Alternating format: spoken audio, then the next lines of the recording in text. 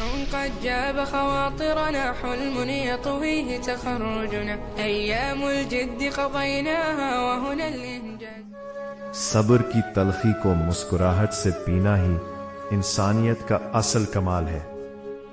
وقت جیسا بھی ہو بدل ہی جاتا ہے، بس حوصلہ رکھنا سیکھیں۔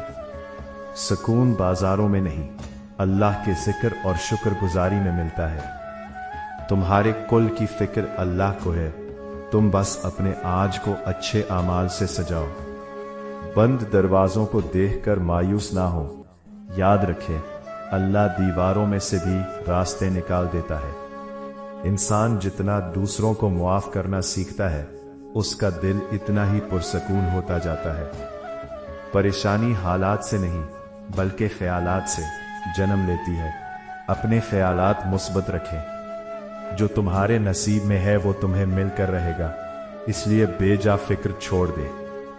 دعا وہ ہتھیار ہے جو مقدر کی سختی کو بھی نرمی میں بدل دیتی ہے۔ 3 کاموں کی وجہ سے پریشانیاں ہوتی ہیں۔ نمبر 1 نماز نہ پڑھنا، نمبر 2 تلاوت نہ کرنا، نمبر 3 صبح لیٹ اٹھنا۔ مزید اچھے اسلامی ویڈیوز دیکھنے کے لیے ہمارے چینل کو سبسکرائب فرمائیں۔ شکریہ، اللہ حافظ۔